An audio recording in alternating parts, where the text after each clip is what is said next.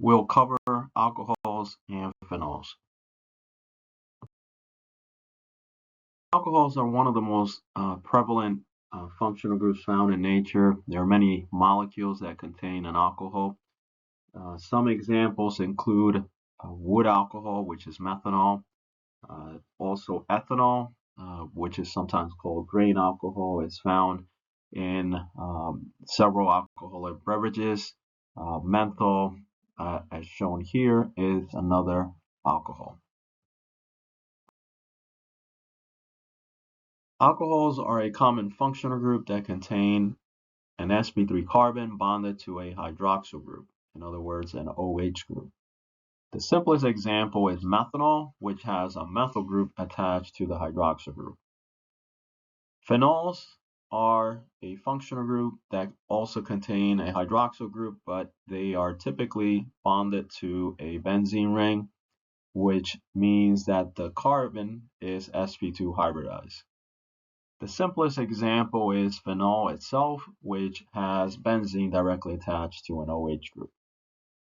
Both alcohols and phenols can hydrogen bond. They can hydrogen bond accept and donate. And so if you have a solution of alcohol molecules, you will often see a network of hydrogen bonding between the different alcohol molecules. The hydrogen bond capabilities of alcohols, they typically contain or have very high boiling points compared to similar size molecules that do not have this capability. Methanol, for example, despite being a very small molecule, has a boiling point of around 65 degrees. Ethanol is another example. It has a boiling point of about 78.5 degrees Celsius. 1,2-ethane-diol, commonly called ethylene glycol, which is the main ingredient in antifreeze, has a boiling point of almost 200 degrees Celsius. Cholesterol is another example of a molecule that contains an alcohol. Cholesterol is a steroid. You can always recognize steroids by their basic structure, which contains 3 cyclohexane rings fused together plus another cyclopentane ring. You can clearly see that in the cholesterol structure. As I mentioned before, it also contains an alcohol. Cholesterol is an important biological molecule. It is used to make other steroids, as well as it is used as a component of the phospholipid bilayer to give it more rigidity. Simple alcohols are very similar in structure to water, so it should come to no surprise that alcohols are pH neutral for the most part, similar to water.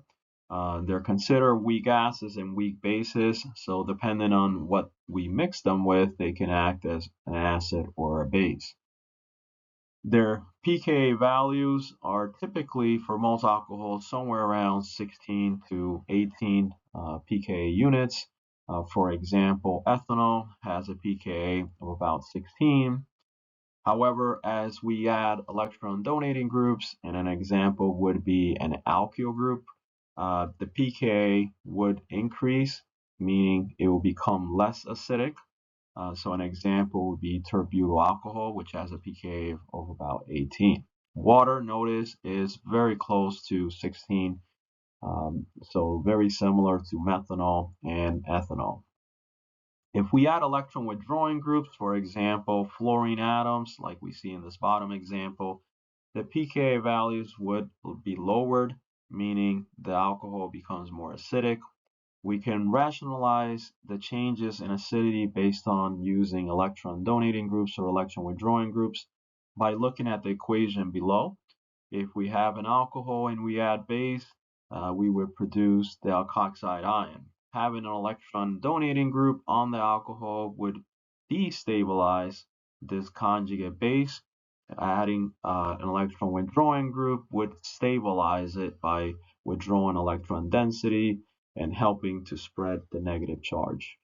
Another way of looking at it is if we look at the acid that we start with an electron withdrawing group, we would be drawing electrons away from the acidic hydrogen. It would mean that that hydrogen would have more of a partial positive charge and therefore react more as an acid. The reverse would be true with electron donating groups.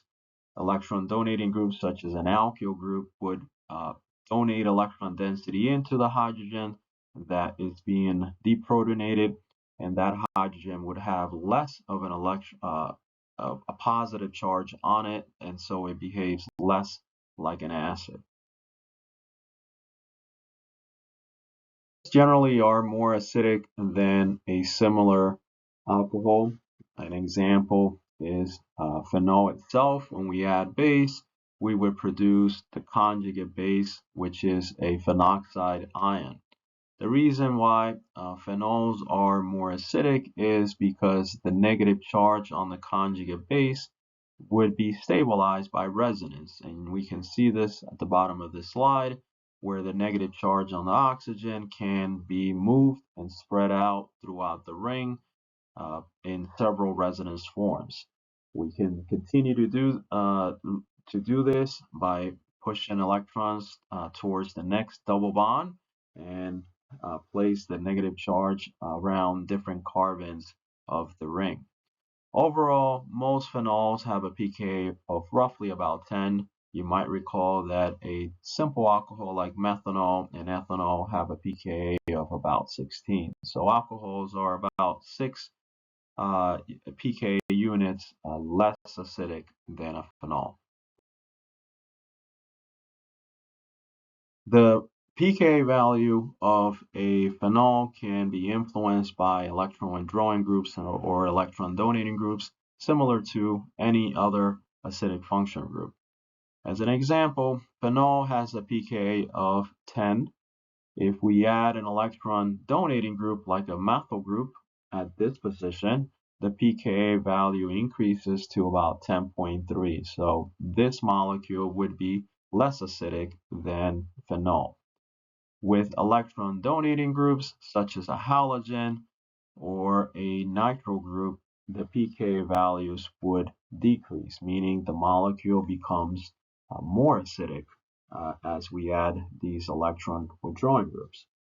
Notice that in the case of the halogens, the closer the halogen is to the phenol. So in this position, it is on the 4th carbon away from the phenol. And in this example, it is on the 3rd carbon. Notice the pKa values is lower, more, when the halogen is closer. This is due to the fact that as it gets closer to the phenol, it has a larger effect on how acidic that phenol is.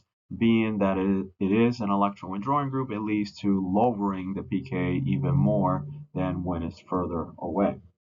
We would see a similar effect with electron donating groups. The closer they are, the more of an effect they would have on the acidity.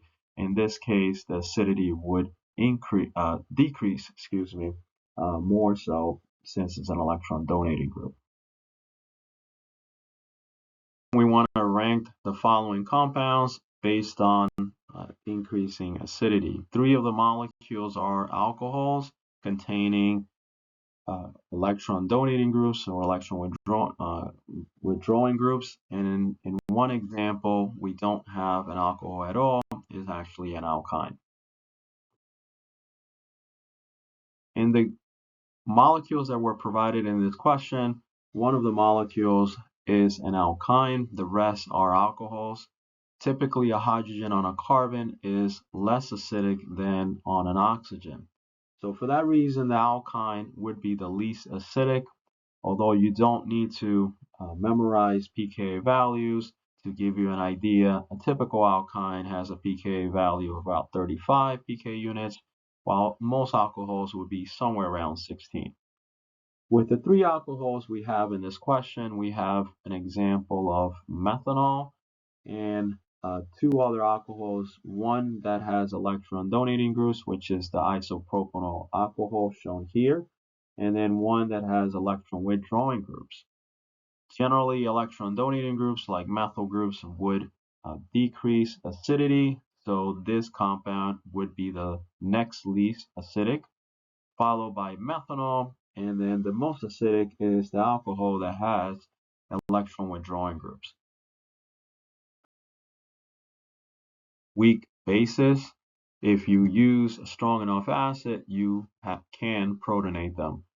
A general example is shown here, where an alcohol reacts with a general acid to form an oxonium ion.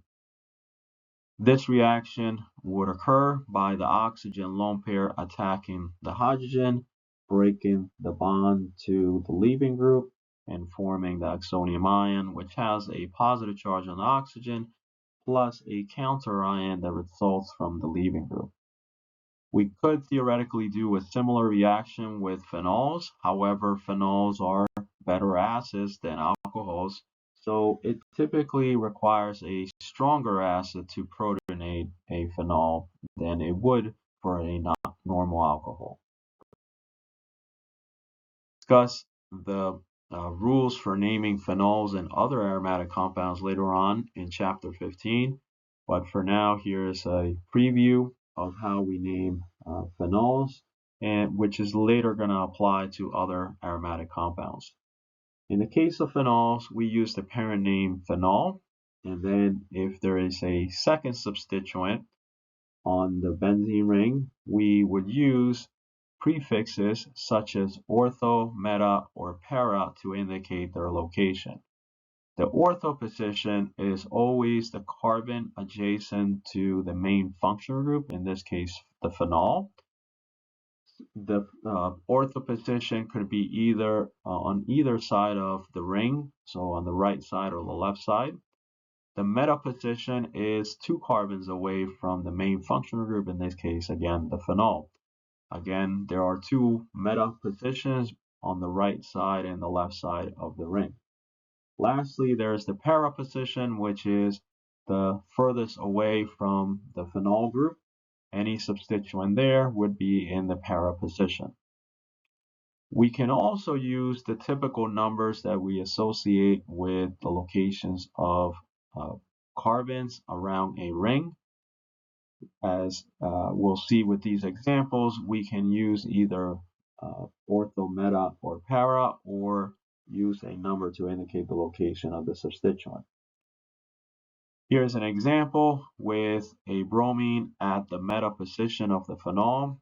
So we can name this compound as meta-bromophenol. We can abbreviate the meta with the letter M and name it as M-bromophenol, or we could use a number to indicate the location of the bromine, which is on the 3rd carbon of the ring. So it could be named as 3-bromophenol. The next example has an orthoisopropyl group, so we can name this as orthoisopropyl. O would be short for ortho, so we can name this as O-isopropyl or 2-isopropyl. Lastly, if we have a nitro group, and this is what a nitro group looks like, is a nitrogen with 2 oxygens on it. That substituent being on the para position will lead us to name this compound as para-nitrophenol, or P-nitrophenol, or 4-nitrophenol. We start to add more than 2 substituents around the benzene ring, then we can no longer use ortho, meta, and para. We are obligated to use numbers to indicate the locations of the substituent. For example, here we have 2 methyl groups. One is at the 3rd and another one is at the 4th carbon of the phenol. So we name this as 3,4-dimethylphenol. In the next example, we have various substituents around the ring. We want to indicate their location with numbers, and remember to alphabetize the different substituents. So chloro goes first, so it is named as 2-chloro, followed by 6-fluoro, and then lastly 4-nitrophenol. In this next example, we have a sec-butyl group. This is named as sec-butyl because there are 4 carbons. The attachment occurs at a secondary carbon.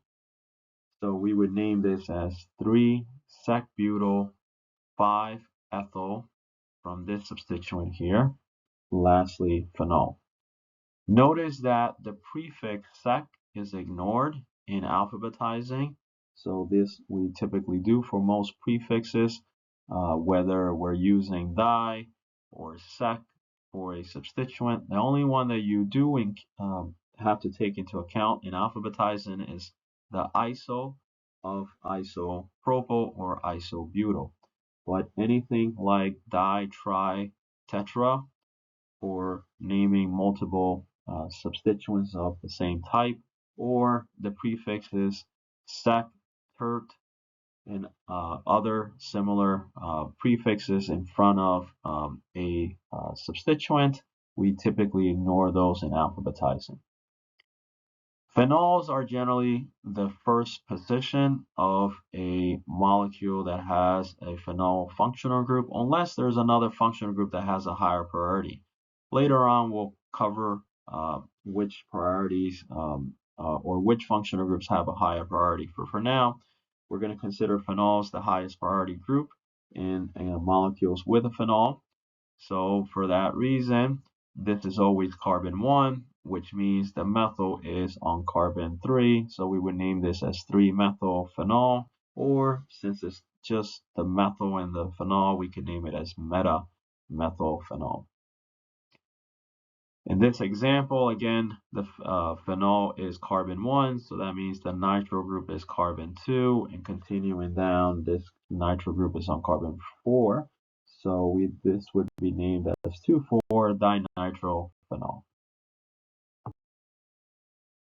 Alcohols would use suffix such as "ol" if we have a single alcohol, diol if we have 2, triol if we have 3, and so on. Depending on the number of hydroxyl groups, we would use different suffix. We would want to indicate the location of the hydroxyl group by using the lowest number possible for the chain that contains the alcohol. It may not necessarily be the longest chain, but it has to be the chain that has the alcohol and is the longest one with that alcohol.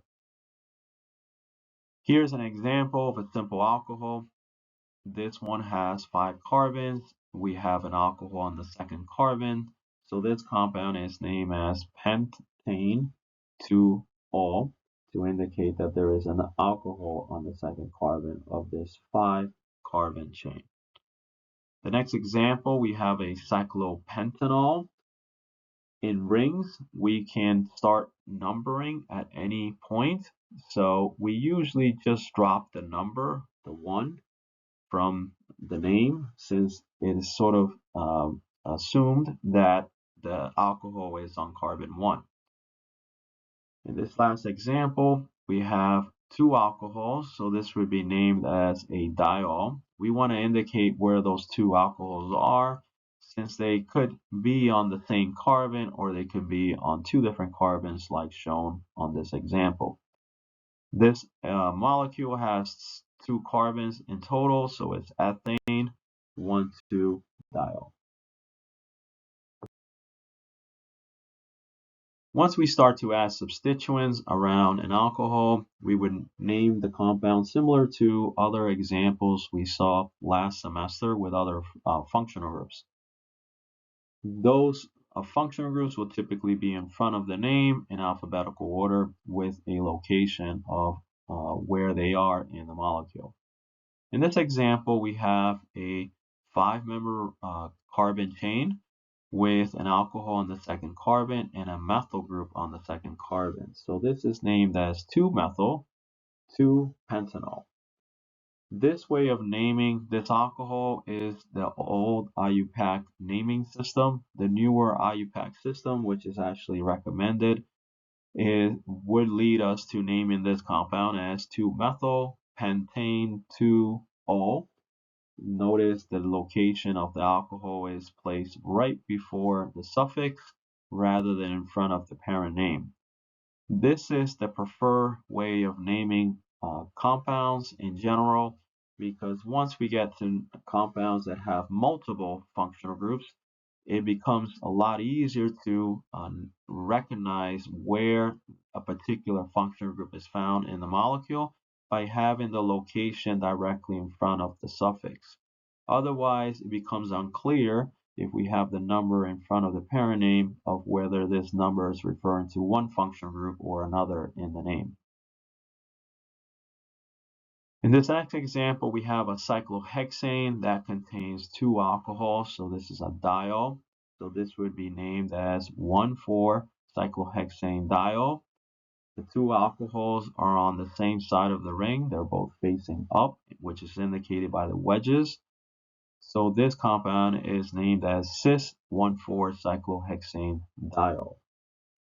We can also use the newer system, which is what I recommend to learn, by placing the numbers or the locations of the alcohols directly in front of the suffix. So we would name this as cis-cyclohexane 1,4-diol.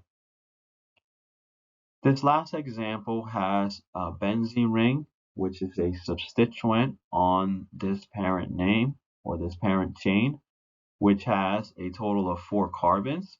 So this would be a butanol with an alcohol on the second carbon, so 2-butanol, which has the substituent of a phenyl ring. So a phenyl ring would be a benzene ring when it is a substituent. We would name this as 3-phenyl since it's on the third carbon. So once we start numbering this molecule based on the alcohol, we will want to always have the lowest possible number for the alcohol since it is the main functional group. We would therefore start on the right side here, numbering this carbon as 1, the alcohol carbon as 2, which leads us now to the phenyl being on carbon 3. Using the newer IUPAC naming system, we would name this as 3-phenyl butan 2-ol. Here we have several examples of alcohols that are slightly more complicated than the last slide was. In this example, we have an alcohol that has 6 carbons in the parent chain, which has also the alcohol. The alcohol is on carbon 2. Again, we start from the left as opposed to the right because the alcohol is closest to the left side of this molecule. We have, in addition, 2 methyl substituents that are on the third carbon. And so we would name this as 3,3-dimethyl hexane 2-ol. Notice there is stereochemistry around this carbon 2. If we figure the stereochemistry of that chiral center, we would find it is S stereochemistry. So that goes in front in a parentheses and italicized in front of the rest of the name. In the next example, we have a cyclohexane that has an alcohol and a nitro group. They are trans to each other. And so we can name this compound as trans 3-nitro cyclohexane 1-ol. Notice that the nitro is named as carbon 3 since the alcohol is the main functional group in this molecule. An additional way of naming this compound is instead of using trans, we would use R or S, depending on the example, for the stereochemistry of each carbon. Since it is much simpler to name it as trans or cis, I recommend using this unless the question specifies which system you want to use for the stereochemistry. In the next example, we have a diol. They're both on carbon 3 in a 5 carbon chain with a substituent on carbon 2, a methyl substituent. So we would name this compound as 2-methyl pentane 3,3-diol.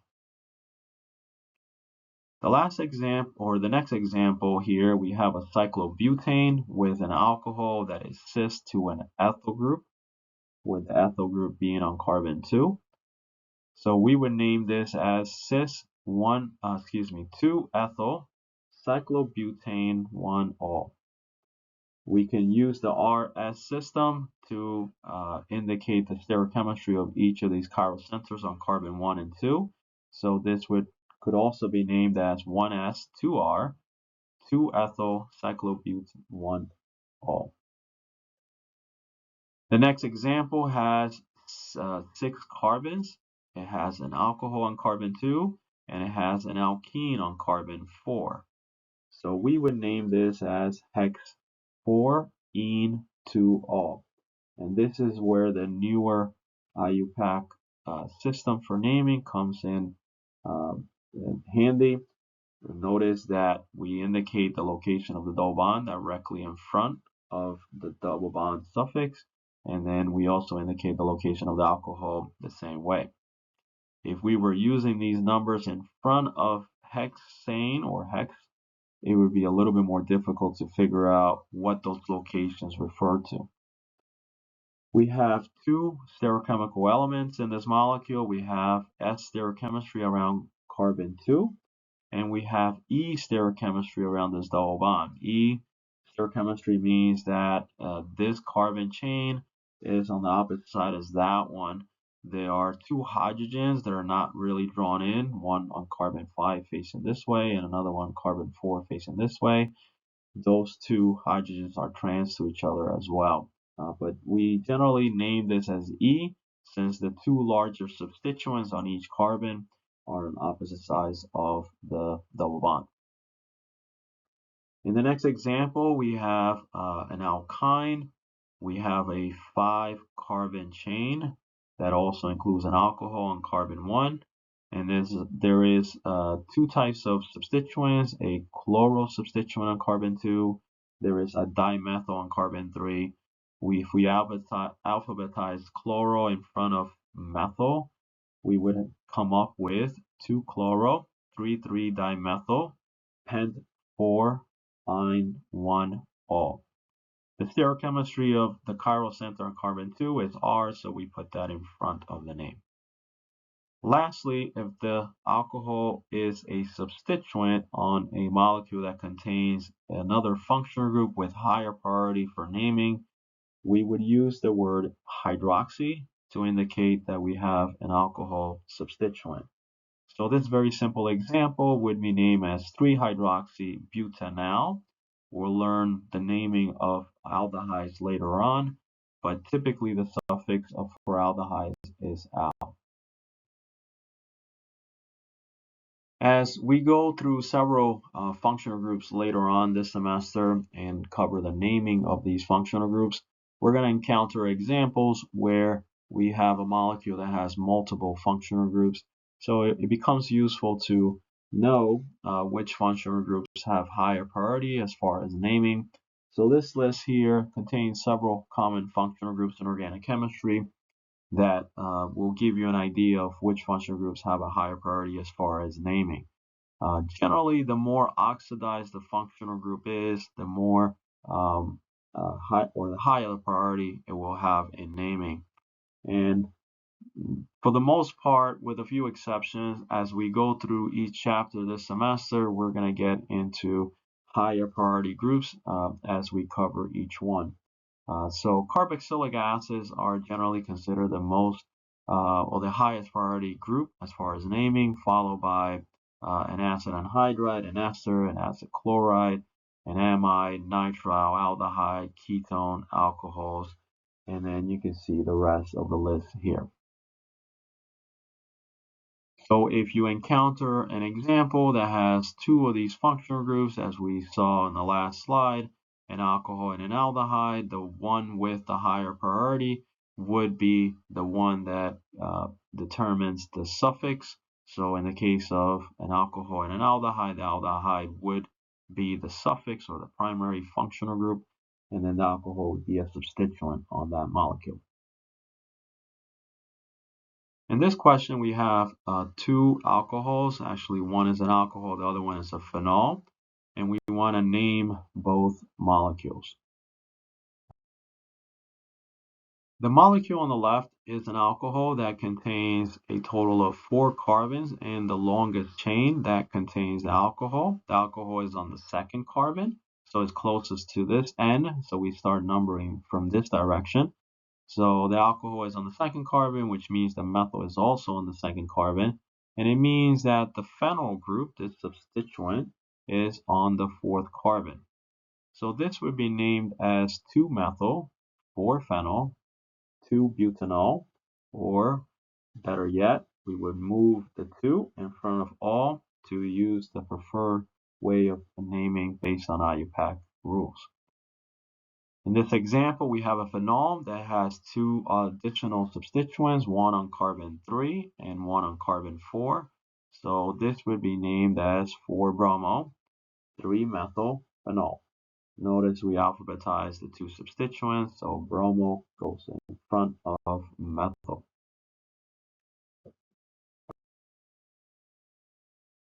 In the next few slides, we're going to cover the reactions that lead us to alcohols, and then later on, we're going to cover some of the reactions of alcohols. Alcohols can be interconverted with various functional groups, meaning we can go from an alcohol to one of these functional groups, or we can go backwards to the alcohol. And we're going to cover some of these reactions in the next few slides. One of the most common reactions to make alcohols is hydrating an alkene. Now we can do this a number of ways. We'll cover 3 different types of reactions. We'll start with acid-catalyzed electrophilic addition reactions, where we start with an alkene. We add an acid like sulfuric acid. We could also use phosphoric acid. And we must add also water as our source of the hydroxyl group. If we heat this up, we can convert an alkene into an alcohol. The typical alcohol that we obtain if we're starting with an unsymmetrical alkene is what we call the Markovnikov product. There are 2 possibilities for the alcohol. We can add the alcohol on the more substituted carbon, which would be this one, or the less substituted carbon, which would be this one. The Markovnikov rule, named after a Russian chemist from the 1800s, it says that in general, when we do an electrophilic addition reaction, meaning we're adding HX to an alkene, we generally add the hydrogen to the less substituted carbon. So in this example, it would be this carbon. And then we add the H group to the more substituted carbon. So in this example, the X group would be the hydroxyl group, so that would end on the more substituted carbon. The problem with acid-catalyzed hydration that we saw in the last slide is that we are limited to using very simple alcohols. So under the very strongly acidic conditions and the fact that we're heating it, many alkenes will polymerize or be converted to other functional groups rather than doing a hydration reaction. So when it comes to more complicated alkenes, very often we want to use an alternative reaction called the oxymercuration. Oxymercuration, as the name implies, uses a mercury reagent. One of the most common ones is mercury diacetate. We're going to add that to water, and typically this can be done at room temperature. If we add that to an alkene and then follow that up by sodium borohydride, which would convert a mercury intermediate into a hydrogen, we would end up with a Markovnikov alcohol. So similar product to what we saw with the acid-catalyzed reaction, where the alcohol ends up on the more substituted carbon if we start with an unsymmetrical alkene. Complementary reaction to the oxymercuration and acid-catalyzed hydration is hydroboration. Hydroboration gives an alcohol from an alkene, but it gives us the anti-Markovnikov product rather than the Markovnikov product.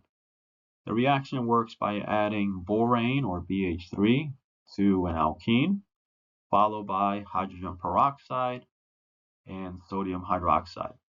That will convert an alkene into an alcohol.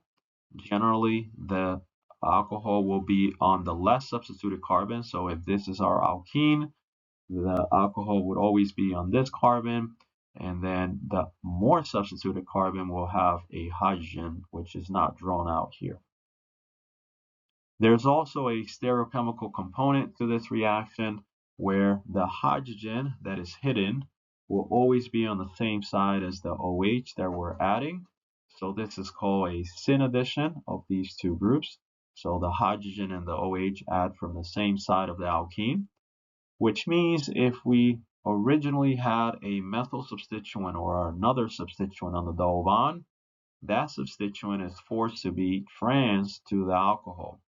And so we end up with the trans product from this reaction due to the syn addition of a hydrogen on the more substituted carbon and this alcohol.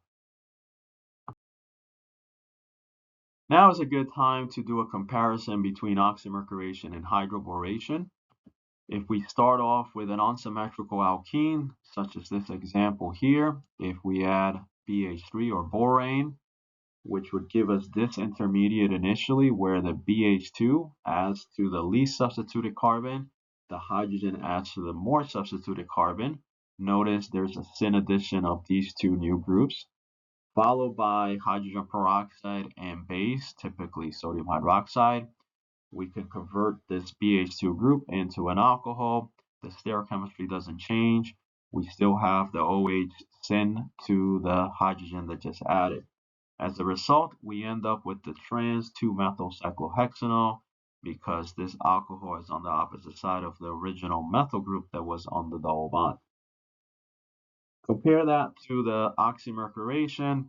If we use mercury diacetate and water, we would add mercury acetate to the less substituted carbon, and we would add the water or the OH group to the more substituted carbon. So this would be a Markovnikov addition. If we then follow that up by sodium borohydride, it would convert this mercury acetate into a hydrogen. As a result, we end up with 1-methyl-cyclohexanol due to the Markovnikov addition of the hydroxyl group.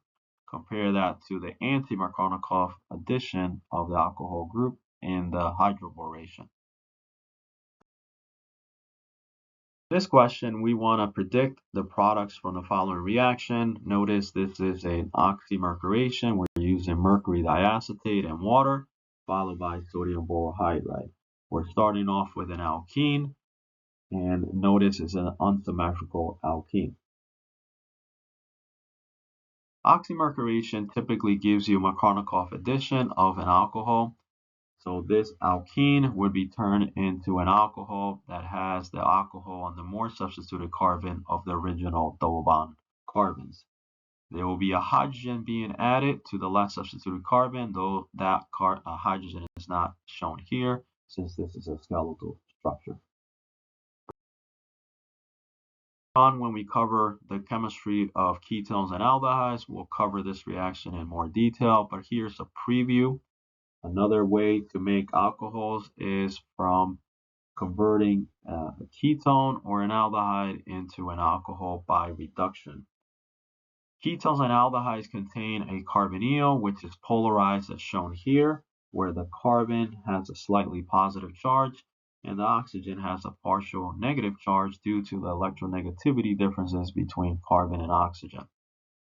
Carbonyls are therefore electrophilic at the carbon, and we can use various nucleophiles to attack that carbon. Some possible nucleophiles are hydrides. So here's a general example. H- is what a hydride is. That typically is considered a nucleophile that could add to the carbonyl carbon that would break the double bond and form a single bonded oxygen with initially a negative charge on the oxygen, which would react then with the hydrogen on the hydronium ion to convert it into an alcohol. So overall, we have essentially added two hydrogens across this double bond, converting the oxygen into an OH and converting the carbon into a single bonded carbon with an extra hydrogen. A secondary nucleophile that we could use with ketones and aldehydes is a carbanion. We're going to see later that could come from a Grignard or an organolithium. Carbanion is a great nucleophile that can add to the electrophilic carbon of a carbonyl. That would lead to breaking the double bond, putting a negative charge on the oxygen, which would once again react with the hydronium ion to pick up a proton and turn it into an alcohol. So overall, we have reduced the double bond into an alcohol, plus we have added a carbon chain. Depending on which carbanion we use, we would have different alkyl groups here. Hydride reagent is sodium borohydride. This is a reagent that's actually very convenient to use in the lab. It is air insensitive or stable to air, so we can easily weigh it out on a balance as a solid and use it to reduce aldehydes and ketones. Here's an example with an aldehyde. If we add sodium borohydride followed by aqueous acid, we convert that aldehyde into a primary alcohol. We could do a similar reaction with ketones. Ketones would be reduced into a secondary alcohol with the same conditions. The mechanism for a hydride reduction with sodium borohydride is very straightforward. You can think of sodium borohydride as an H- molecule where the hydride would add to the carbonyl, break the double bond as shown here. We would initially get an alkoxide intermediate, which would then be protonated with aqueous acid or the hydronium ion to obtain an alcohol. The structure of sodium borohydride is as shown here. So we have a boron in the center of the molecule bonded to 4 different hydrogens.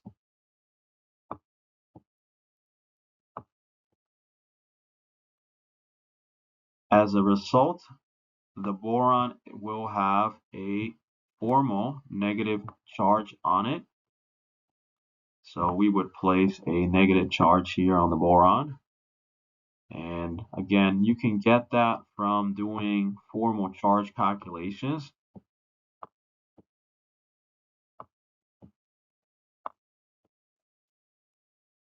There will also be a sodium counter ion somewhere near it to counter that negative charge on the boron.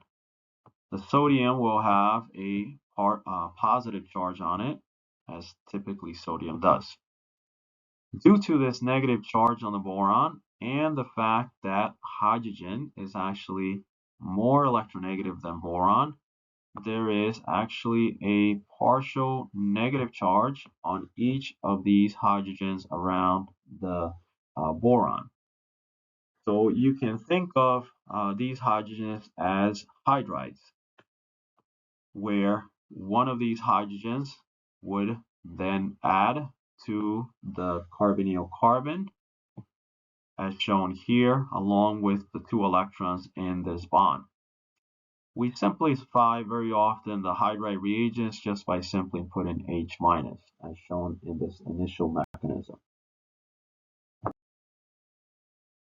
Living systems do not have access to sodium borohydride, but they can still do a similar reaction to this reagent by using a coenzyme called NADH. Related coenzyme is called NADPH, which has a phosphate group. These coenzymes are going to donate a hydrogen as shown here from this ring, which eventually gets converted into an aromatic ring. The hydrogen is donated as a hydride reagent to this carbonyl carbon and turning that ketone into an alcohol. Given that coenzymes and enzymes in general have stereochemistry associated with them, in other words, they're chiral, they can deliver that hydrogen from one specific side of the carbonyl, and therefore you get one specific stereochemistry for this alcohol. A related reaction to sodium borohydride reduction of ketones and aldehyde is using a very similar reagent called lithium aluminum hydride, or LAH, which is an abbreviation for it. This hydride reagent, however, is much more reactive than sodium borohydride. So not only can we reduce ketones and aldehydes, but we can reduce other functional groups that normally are not reduced by sodium borohydride. Here's an example of an aldehyde being reduced by lithium aluminum hydride followed by hydronium ion to protonate the alcohol. We would end up with a primary alcohol. In the second example on the slide, we have a ketone that can be reduced by lithium aluminum hydride into a secondary alcohol. Lastly, we have an alpha beta unsaturated carbonyl. So alpha position is the first carbon away from the carbonyl, and then the second carbon is the beta position. So this is referred to as alpha beta unsaturated carbonyl. That can also be reduced, the carbonyl itself, into a secondary alcohol without doing anything to the double bond. Hydride and lithium aluminum hydride are very similar reagents, except that lithium aluminum hydride is a much reactive hydride reagent. The reason for this is the fact that the difference in electronegativity between aluminum and hydrogen versus boron and hydrogen is much greater in the lithium aluminum hydride. So there is a slightly more negative charge on the hydrogens of lithium aluminum hydride, so it makes the hydrides more reactive. As a result, lithium aluminum hydride can be, in addition to reducing ketones and aldehydes, be used to reduce esters, carboxylic acids, and amides. Here's an example of a carboxylic acid being reduced by lithium aluminum hydride into a primary alcohol. We can do a similar reaction with esters and convert them into primary alcohols. The reductions of esters and carboxylic acids occurs in two steps. It is essentially two reductions in the same reaction. It starts off with lithium aluminum hydride providing a hydride which will add to the carbonyl carbon, and it'll break the double bond to the oxygen, putting a negative charge on the oxygen to give us this intermediate, which would then collapse to reform the carbonyl and then eliminate this leaving group that is either from the ester or from a carboxylic acid. That leads us to forming an aldehyde, which, as we learned a few slides ago, can be easily reduced by lithium aluminum hydride into the corresponding alcohol. Lithium aluminum hydride is great for reducing a lot of different functional groups. However, you should be warned that in using this reagent in lab comes with some hazards.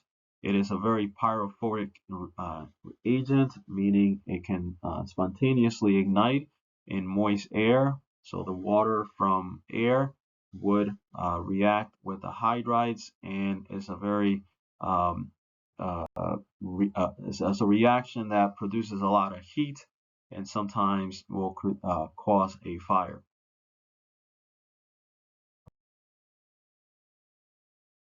In this question, we want to try to predict the carbonyl compound that would lead us to this forming this alcohol if we were to do a reduction with lithium aluminum hydride on that carbonyl.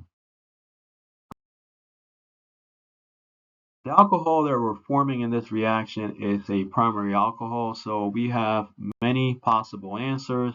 We can make that primary alcohol through a lithium aluminum hydride reduction of an aldehyde, a carboxylic acid, or an ester. In this question, we want to come up with the carbonyl compounds that we would want to use to make the following alcohols. So we have here a secondary alcohol, and in this case, we have a primary alcohol. In order to make a secondary alcohol, we would use typically a ketone, and we would reduce the ketone with sodium borohydride or lithium aluminum hydride, followed by aqueous acid. In the case of a primary alcohol, those typically will come from the reduction of an aldehyde, an ester, or carboxylic acid with lithium aluminum hydride. In the case of an aldehyde, we can also do a reduction with sodium borohydride, but we're limited to only reducing aldehydes and ketones with sodium borohydride. Anything else, such as an ester or carboxylic acid, will require lithium aluminum hydride. Next up, we're going to cover carbanion additions to carbonyls to give us alcohols.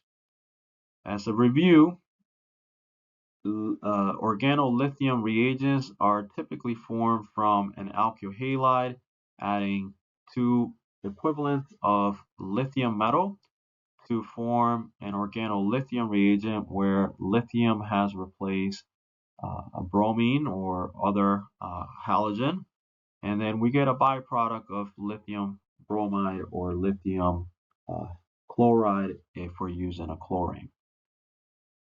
These organolithium reagents are sometimes named as alkylithiums or organolithium reagents. Organolithium reagents are strongly basic as well as strongly nucleophilic. First, let's cover the reactions as a nucleophile. If we use methyl lithium or a organolithium with a methyl group, that methyl group would be transferred to the carbonyl, forming an alcohol from the carbonyl with an additional methyl group. Notice that we're turning a ketone into a tertiary alcohol in this reaction. Since ketones initially have 2 carbon chains come into the carbonyl carbon, and then we add a third carbon from the organolithium. If we use an aldehyde and an organolithium, in this case one that has 3 carbons, we would add 3 additional carbons to the carbonyl carbon and turn the carbonyl oxygen into an alcohol. As a result of this reaction, we're turning an aldehyde into a secondary alcohol. The mechanism for the reaction shown above is as follows. Organolithium has a carbanion, meaning this carbon directly bonded to the lithium has a negative charge on it.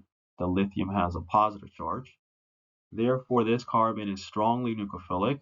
It would add to the carbonyl carbon, which has a partial positive charge. Then the double bond would break, and so the pi electrons would form or move to the oxygen, forming a oxonium ion. Notice the lithium is a counter ion to that negative charge. Last step would be this negatively charged oxygen would react with a proton on the acid and form an alcohol. Organolithiums are very similar to lithium aluminum hydride in that they are reactive enough or nucleophilic enough to react with esters. If we use ethyl lithium, as shown in this example, we can add an ethyl group to a carbonyl of an ester, and we would do this twice to form a tertiary alcohol. The mechanism of this reaction is as follows. The negative charge on the carbon of the organolithium directly bonded to lithium would be a nucleophile that would add to the carbonyl carbon of this ester, leading to breaking the double bond and placing a negative charge on the oxygen shown here, which is previously on the carbonyl. Next, this negative charge on this intermediate would collapse to reform the double bond, the carbonyl again, by eliminating this leaving group. We will therefore form a ketone from this step. As we learned on the last slide, ketones can react with organolithiums to form a tertiary alcohol. So that is exactly what happens here. An organolithium would react or add to the carbonyl carbon breaking the double bond, forming an oxonium ion once again. Unlike the previous oxonium ion on this mechanism here, this oxonium ion does not have a leaving group that it can eliminate to reform the carbonyl, so this intermediate sits around until we add aqueous acid that would protonate the oxygen and form an alcohol. Note that carbanions such as organolithiums are not only nucleophilic, but they're also strongly basic. So therefore, in order to use organolithiums, we have to avoid acidic functional groups in the reaction. So for example, carboxylic acids, alcohols, amines, thiols, these are functional groups that are fairly acidic, and they would donate a proton to an organolithium and destroy the reagent. In the case of ethyl lithium, this carbon, which has a negative charge, would pick up a proton and become ethane. So any organolithium cannot be used around acidic functional groups. However, if you use sufficient enough organolithium, you could, in theory, have some of it react with an acid and the rest can do the reaction, such as an addition to a carbonyl.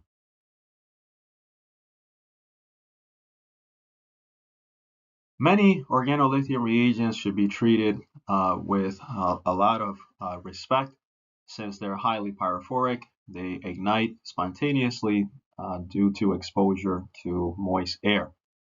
Although lab or people dying from lab accidents is very rare, in 2009, a UCLA student died from a fire caused by drawing um, a syringe plunger too far, which led to terbutylithium spilling on her clothes and catching on fire.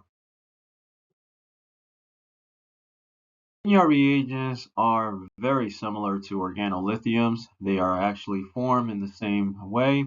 We take an alkyl halide, add magnesium metal to form the organolithium. Grignard reagents will add to carbonyls, similar to organolithiums, to yield an alcohol. Reagents are a carbanion, and so therefore they're highly nucleophilic and also highly basic.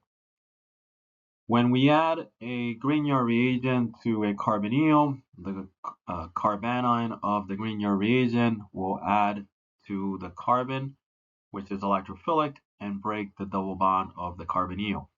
This leads us to an oxonium ion or an alkoxide ion, which will then be protonated. The oxygen will go after a proton on the hydronium ion to form an alcohol. Adding a Grignard reagent to most aldehydes will lead to transferring the alkyl group, in this case a phenyl ring, to the carbonyl carbon and forming a secondary alcohol. The exception to this is when we use formaldehyde, which is an aldehyde that actually has two hydrogens and no alkyl groups to begin with, and therefore we end up with a primary alcohol. But in most cases, aldehydes lead to a secondary alcohol.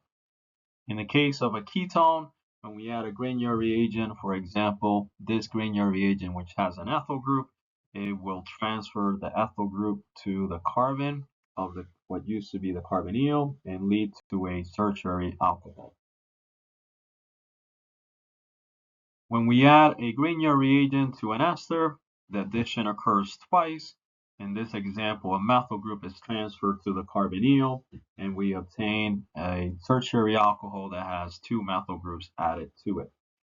Similar to organolithiums, Grignard reagents are strongly basic, so we cannot use them around acidic functional groups such as carboxylic acids, alcohols, amines, and thiols. Otherwise, the Grignard reagent is destroyed. And in the case of methyl organolithiums, methyl Grignard reagents, we would obtain methane when this carbanion picks up a proton from an acidic functional group. In this question, we want to predict the product that would result from taking either of these two ketones. and reacting them with methyl magnesium bromide. When a Grignard reagent adds to a ketone, typically we obtain a tertiary alcohol. So if we're using methyl magnesium bromide, the methyl group would add to the carbonyl of this ketone and end up with a tertiary alcohol that has a methyl group added. With this ketone, we can do the same thing. We will transfer a methyl group and end up with a tertiary alcohol that has a methyl group. Question, we want to predict the ketone that we will use to make the following alcohol. When we look at this alcohol, notice we have 3 different alkyl groups attached to the carbon where the alcohol is. So we have a methyl, an ethyl, and a phenyl ring. So we have several different options for answering this question. This reaction leads to forming an alcohol that has 3 different alkyl groups. We have 3 different options for answering this question. We can add an ethyl group, which would mean the original ketone would have the methyl and a phenyl. Adding the ethyl group would turn it into a tertiary alcohol. We can alternatively add a methyl group, which would mean our ketone would have an ethyl and a phenyl. Or we could add the phenyl ring through the Grignard reagent, which would mean the original ketone would have a methyl and an ethyl group. Let's now switch gears and cover reactions of alcohols. One of the things we can do with alcohols is convert them into alkyl halides. Now, generally alcohols or the OH on an alcohol is considered a poor leaving group. So in order to do a substitution reaction and replace it with a halogen, we have to first turn the alcohol into a better leaving group. One of the ways we can do this is by adding an acid that also contains a nucleophilic halogen. So for example, HCl, HBr, or HI.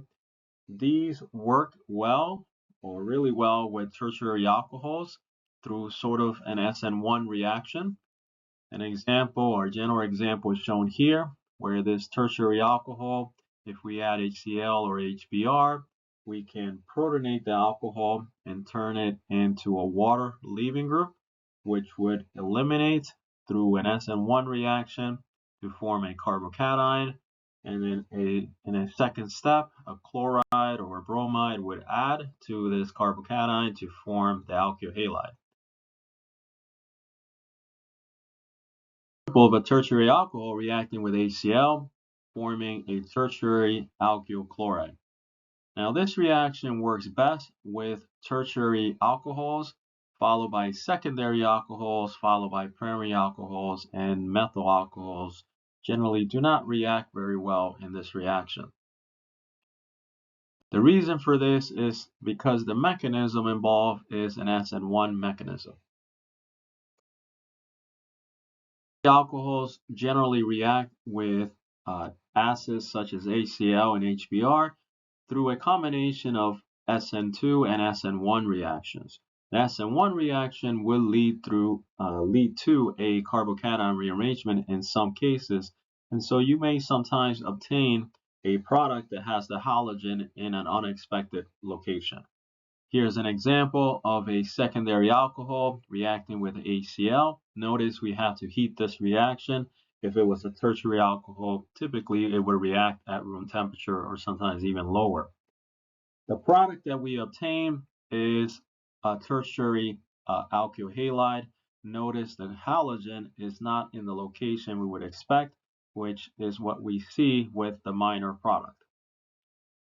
The reason for this is the secondary alcohol is protonated by the acid as usual. That eventually leads to the alcohol being eliminated and forming a carbocation, a secondary carbocation. Now that secondary carbocation can react with the chloride to form the expected product, which turns out to be the minor product in this example. Or the carbocation can undergo a hydride shift. So an adjacent hydrogen on the tertiary carbon next door would move over with the 2 electrons in the bond and therefore do a hydride shift. That would result in a carbocation being placed now at the tertiary carbon, which would be attacked by a chloride to form the major product. Primary alcohols generally are even slower than secondary alcohols, so we have to heat them up to react with HCl or HBr or HI. Now, typically the reaction will occur through an SN2 type reaction since we're involving a primary alcohol. Here's an example of a primary alcohol with HBr leading to a primary alkyl bromide. A primary alcohol reacting with a HI will lead to a alkyl iodide, and a primary alcohol with HCl will lead to a primary alkyl chloride. Primary alcohols generally react with acids such as HCl, HBr, and HI through an SN2 type mechanism, since formation of a primary carbocation, which would be required for the SN1 mechanism, is unlikely to occur. A primary alcohol would first be protonated by the acid to form a protonated alcohol. This is turning an alcohol into a much better leaving group once it's protonated. In the second step, the halogen would attack the carbon where the alcohol is attached to. That would lead to an SN2 type reaction. So like any SN2 reaction, this would be a backside attack, eventually leading to a bromide being attached where the alcohol used to be. Alcohols can react with tazol chloride to form tazolates. A general example is shown here where an alcohol reacts with the sulfur and replaces the chlorine to be attached now to the sulfur and therefore form a tazolate group. Tazolates, as we have mentioned before, are equivalent to an alkyl halide, and we can do substitution reactions on them. So they have a lot of uses. Here's an example with a secondary alcohol. Notice the alcohol is facing back.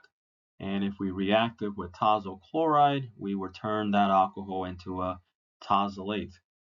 Notice the stereochemistry does not change since it is the alcohol that is attacking the sulfur, and therefore there's no need to invert the stereochemistry at this carbon. Once you have a tazolate, you can do all sorts of reactions on them, treat them as an electrophile. So you can add various nucleophiles such as sodium methoxide to attack the carbon through an SN2 reaction and replace the tazolate, and also change the stereochemistry in the process. So the tazolate was facing back, the nucleophile would now be facing forward. Note that if we use a strongly basic nucleophile, such as one of the coccides, such as sodium methoxide, these can also be bases. They're generally will also act as bases. So not only are we going to get SN2 products from this particular reaction, we're also going to get a lot of the E2 product as well. Here's another example of a primary alcohol being turned into a tazolate, and then that tazolate can be replaced by a hydroxide group and turn it back into an alcohol. A tazolate can be formed from a secondary alcohol and then use a sulfur nucleophile to replace the tazolate and therefore attach a sulfur. If the stereochemistry of the tazolate is facing up, then the nucleophile will be facing down.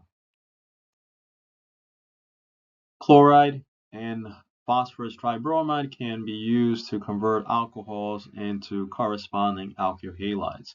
This works well for primary and secondary alcohols. So as an example, if we have a secondary alcohol and we add thionyl chloride, that would lead to forming a chloral sulfite, and then a halogen, the chloride, which is actually eliminated in this first step from the thionyl chloride, would come in and attack the carbon that is attached to the chloral sulfite and eliminate it to form an alkyl chloride. This is an SN2 reaction, so there will be an inversion of stereochemistry at the carbon where the alcohol used to be. A similar reaction would occur with PBr3 or phosphorus tribromide, where the oxygen would attach itself to the phosphorus and form a dibromo phosphite. The bromide that is eliminated in this first step from the PBr3 would then come in and attack the carbon, eliminating the leaving group, and through an SN2 reaction attach bromide. Therefore, there will be an inversion of stereochemistry if there is any around the carbon where the alcohol used to be.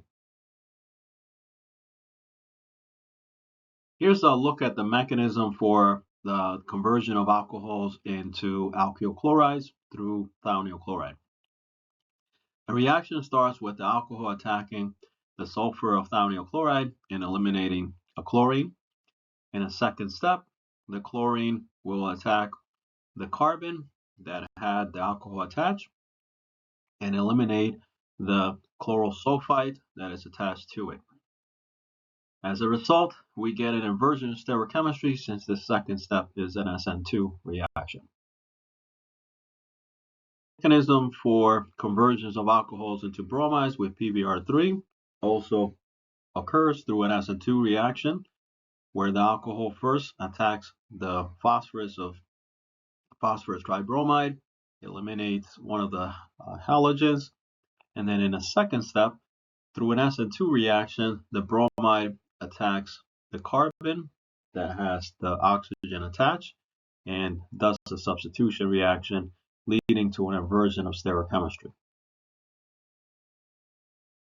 Here are a few examples of conversions of alcohols into alkyl bromides and chlorides through thionyl chloride and phosphorus tribromide. First example has a secondary alcohol being converted into an alkyl chloride with thionyl chloride. A secondary alcohol here is converted with PBr3 into the corresponding alkyl bromide. Primary alcohol will be converted with PBr3 into an alkyl bromide and into a chloride with thionyl chloride. And then this secondary alcohol is similarly converted into the corresponding chloride and bromide with thionyl chloride and PBr3. Question, we want to come up with a possible alcohol that we can use to make the following alkyl chloride. Notice it's a tertiary alkyl chloride. Since we're trying to make a tertiary alkyl chloride, the best way to do this would be by adding HCl through to a tertiary alcohol, and through an SN1 reaction, we would convert it into a tertiary chloride. Another option you might consider is thionyl chloride. Now, thionyl chloride converts alcohols into alkyl chlorides, but it does it through an SN2 reaction, so it's better to use it for primary and secondary alcohols instead. Alcohols can be converted into alkenes through a dehydration reaction, in other words, the loss of water. Now, we can do this a few ways. One of the most common ways is through an acid catalyzed dehydration, where we use sulfuric acid or phosphoric acid to convert alcohols into alkenes. If we start off with a tertiary alcohol, like this example, the reaction will lead through an E1 mechanism to a pair of alkenes. Notice the alcohol is attached to this carbon, so elimination would occur of either this hydrogen or that hydrogen, leading to a double bond going towards where the alcohol used to be. That would lead to the product shown here on the right, which happens to be the minor product. If we remove a hydrogen from the CH2 on the right and then form a double bond here, we would lead or make the decisive product.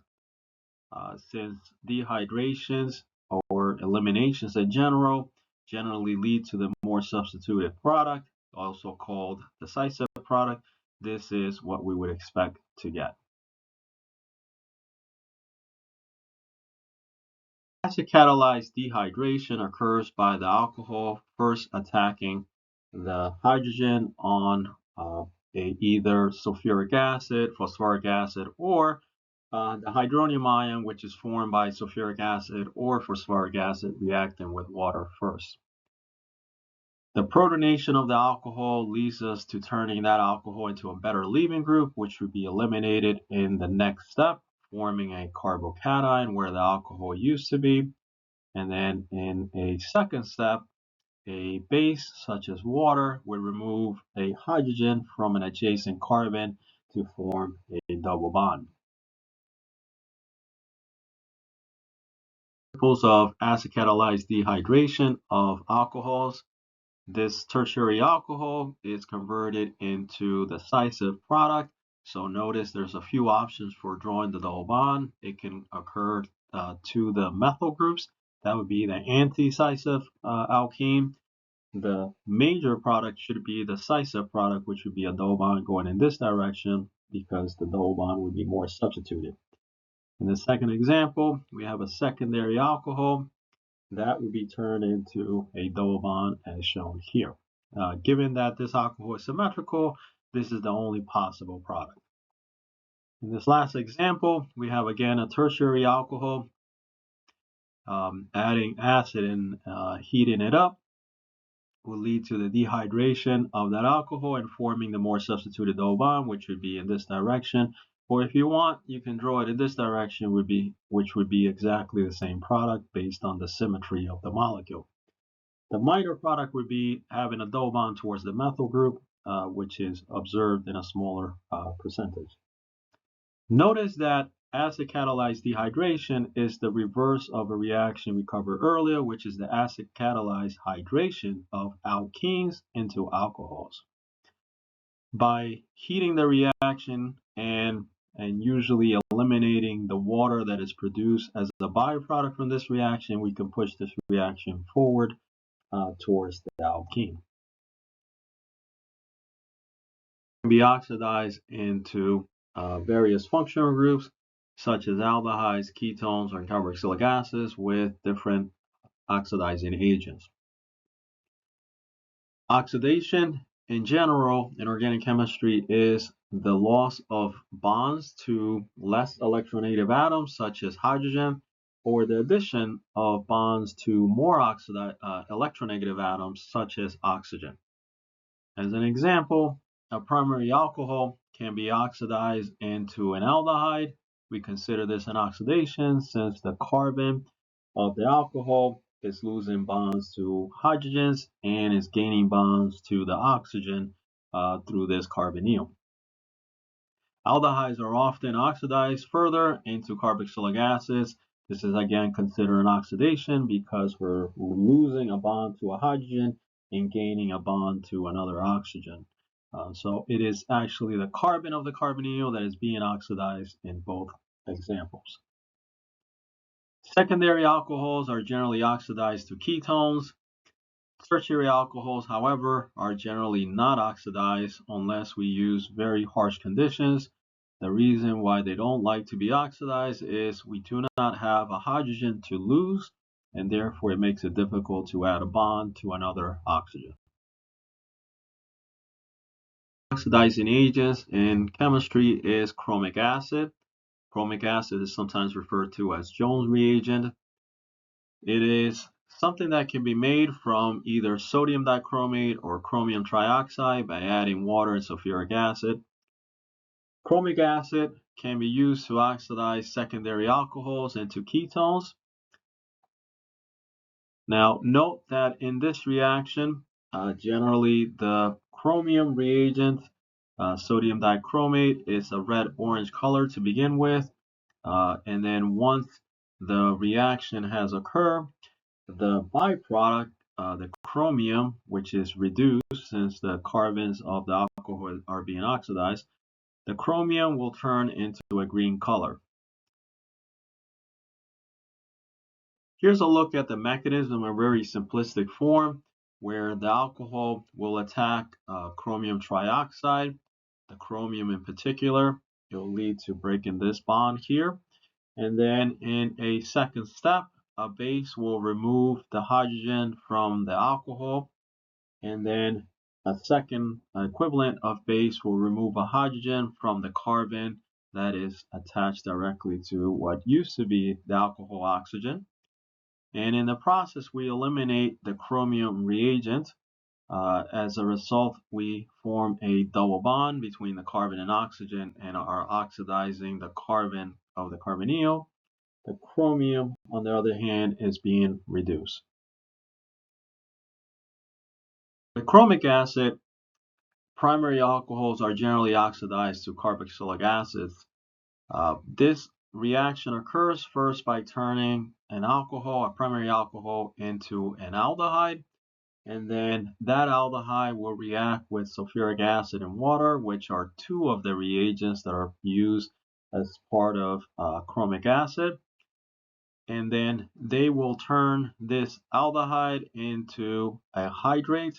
So the reaction occurs by the oxygen of the aldehyde first being protonated, water adding to the carbonyl carbon to form this intermediate, and then the conjugate base of sulfuric acid removes this hydrogen from the carbonyl oxygen, from the oxygen of the water that's just added here, and that leads us to the hydrate. A hydrate will then be oxidized by chromic acid once again. So one of the two alcohols that you see here can be oxidized into a carbonyl through a similar mechanism of just a general oxidation with chromic acid.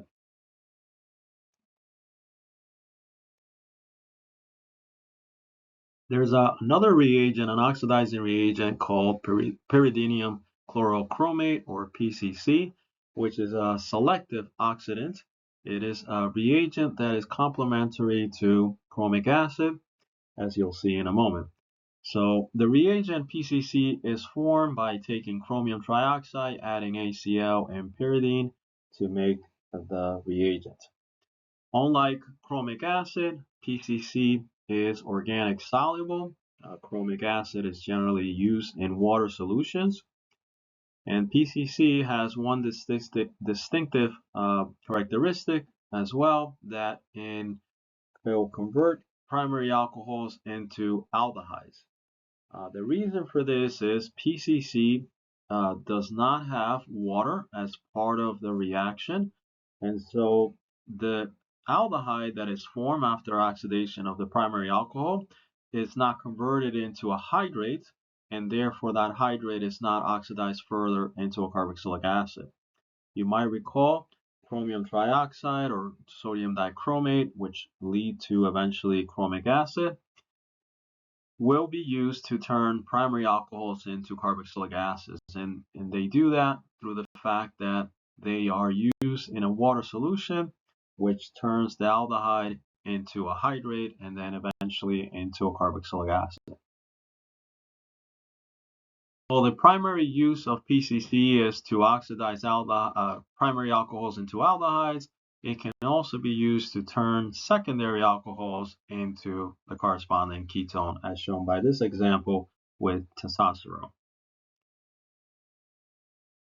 This is a test that is administered by police to detect the amount of alcohol in somebody's blood or in their breath. So this test relies on a reaction we covered recently, where chromic acid will convert alcohols into carboxylic acids. So as an example, ethanol, which is found in alcoholic beverages, would be converted by chromic acid into acetic acid. Notice that chromic acid, as I mentioned before, is an orange color.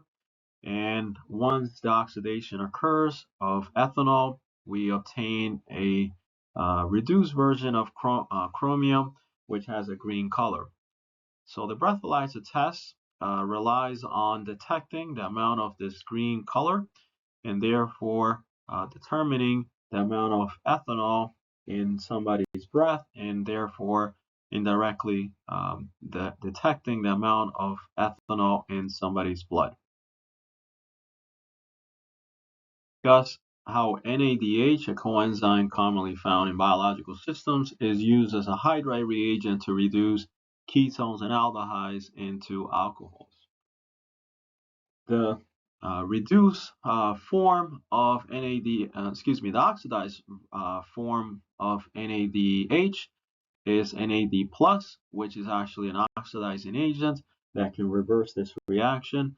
So a secondary alcohol, for example, can react with NAD+ and convert it into a ketone in NADH.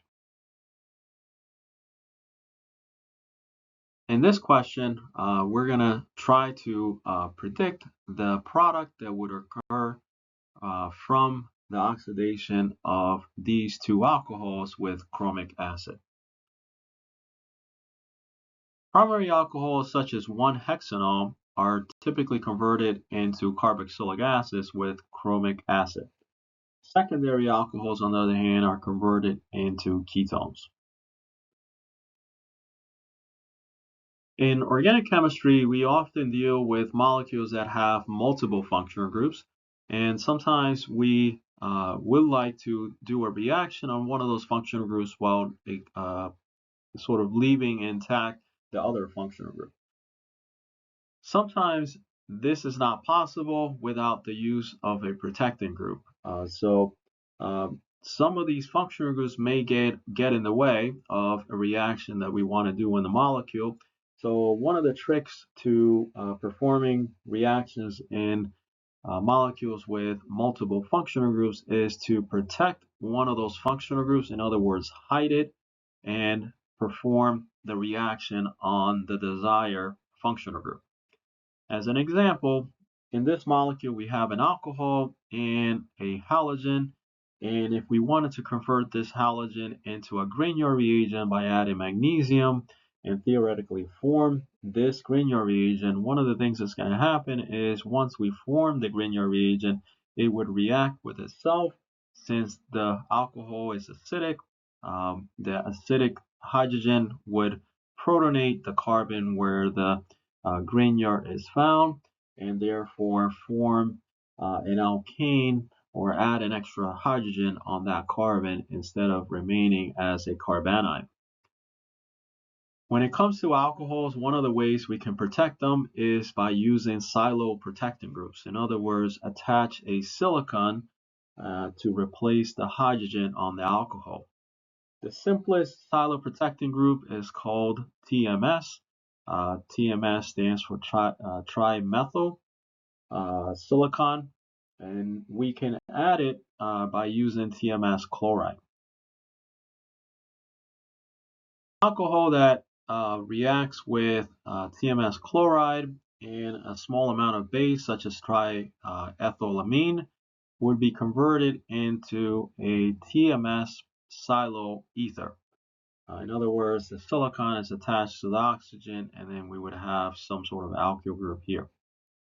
This is a form of a protected alcohol. As an example, this secondary alcohol, when reacted with TMS chloride and triethylamine, would be converted into a TMS silo ether as shown here. One of the most common ways to remove a TMS protecting group from an alcohol is by using a fluoride source. The most common fluoride source for these types of reactions is tetrabutyl ammonium fluoride, or TBAF. TBAF has a fluoride source, or is a fluoride source. That fluoride can then attack the silicon and replace it eventually with a hydrogen from a acid in a second step. So the mechanism will occur as follows. The fluoride would attack the silicon, and then the electrons from this bond will go towards the oxygen, forming this oxonium ion, which would then be protonated by acid to form the alcohol.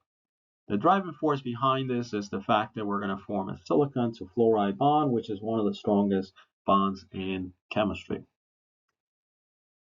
This is how we would remove a protecting group that has silicon on it. One of the disadvantages of using protecting groups in general is that it adds two steps to a synthesis. So we would always have to put on the protecting group, and then once we have done the reaction, the required manipulation that we want to do, we would have to do a step where we remove the protecting group. Of an alcohol that also contains a bromide. And if we wanted to turn that bromide into a Grignard reagent, we would first have to protect the alcohol as a solid protecting group. So if we add TMS chloride and triethylamine as a base, we convert that alcohol into a silo ether. In a second step, we can convert that bromide into a Grignard by adding magnesium. Since the oxygen is protected now, it no longer gets in the way of doing this reaction. In a third step, we would then use that Grignard reagent to do some sort of reaction, for example, adding to an aldehyde to form an alcohol that has this long carbon chain plus the protected silo group attached to it. In the last step, we want to now remove the silo protecting group by using T-bath, expose the alcohol we have here. And so overall, we have used a step to add the protecting group, a step at the end to remove it, and in between, we could do the manipulation we wanted with the Grignard reagent without having to worry about the alcohol getting in the way of the reaction. Here we have a few questions that will help us review some of the reactions we learned about in this chapter. The first reaction shown is a ketone reacting with sodium borohydride or lithium aluminum hydride, followed by aqueous acid. In the next reaction, we have an aldehyde reacting with an organolithium or a Grignard reagent, followed by aqueous acid. The third reaction involves mercury diacetate and water. In a second step, sodium borohydride is used. Alternatively, we can use a mixture of sulfuric acid and water to do the same reaction. Fourth reaction shown here is an alkene under hydroboration, which is using borane followed by hydrogen peroxide and sodium hydroxide. And then lastly, a secondary alcohol is mixed with chromic acid, whether using chromium trioxide or sodium dichromate to do the reaction. First reaction on this slide, we have a ketone mixed with sodium borohydride or lithium aluminum hydride. Both reagents provide a hydride, and then that's followed by aqueous acid. The overall result is that the carbonyl will be reduced into an alcohol. In the second reaction, we use an organolithium or Grignard reagent. Both contain an ethyl group. That ethyl group will be transferred to the carbon of the aldehyde. The attack will occur at this carbon, and then the carbonyl will be turned into an alcohol that contains an extra ethyl group. In the third reaction, we have a double bond that reacts with mercury diacetate and water to add an alcohol to the more substituted carbon and a mercury acetate group to the least substituted carbon. When we follow that up by sodium borohydride, the mercury acetate group gets converted into a hydrogen. Overall, we convert the alkene into a Markovnikov alcohol. We can do the same reaction with sulfuric acid and water, which will produce the same product.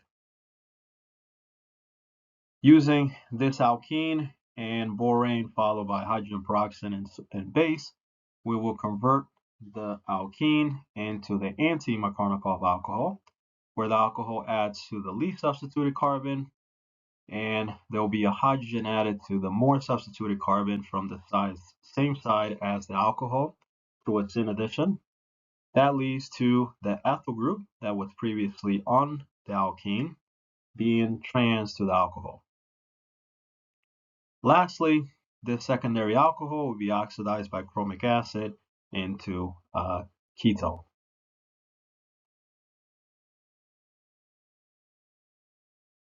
In this slide, we have a primary alcohol that will be oxidized with chromic acid. In the second reaction, we're using a secondary alcohol to react with sulfuric acid and heat. Third reaction will involve a secondary alcohol and thionyl chloride. And a similar reaction is reacting a secondary alcohol with phosphorus tribromide. Lastly, we're going to take a secondary alcohol and react it with TMS chloride and base in the form of triethylamine.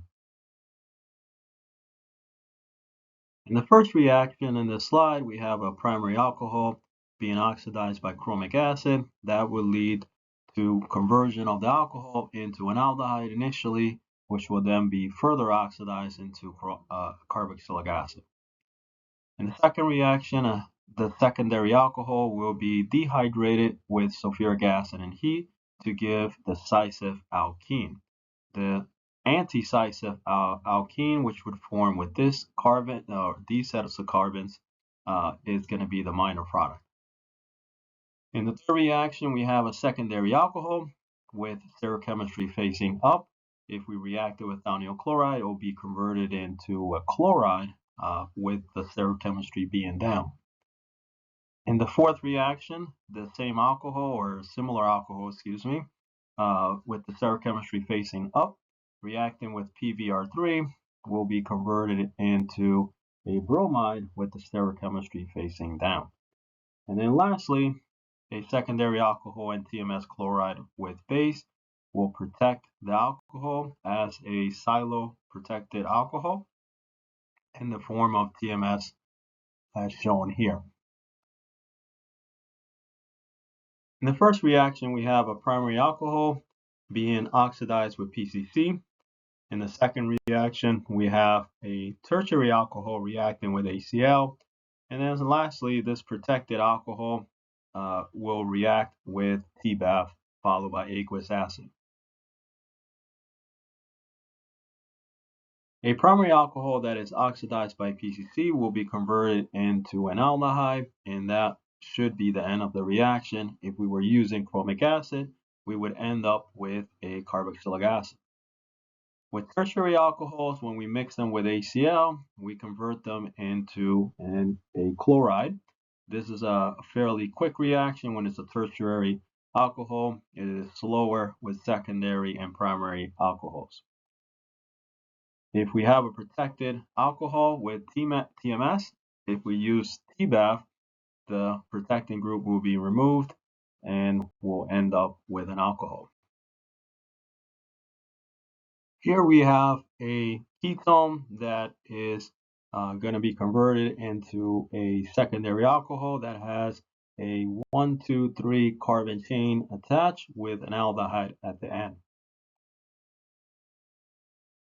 For the synthesis problem, we have to compare the reactant to the product. Notice we're taking a ketone and converted it apparently into a secondary alcohol that has a 3 carbon chain attached with aldehyde in the end.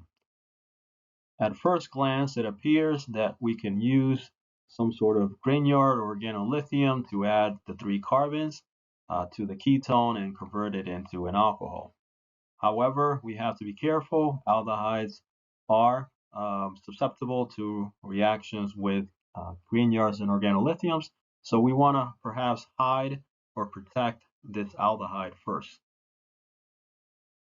If we add Grignard that has 3 carbons and also a double bond within the 3 carbons, we can add the 3 carbons we need and also add a functionality that we can later convert into an aldehyde.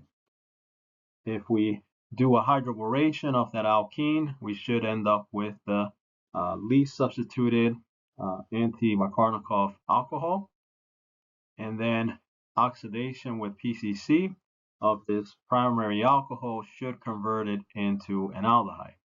Note that this tertiary alcohol will not be oxidized since tertiary alcohols generally do not react any further.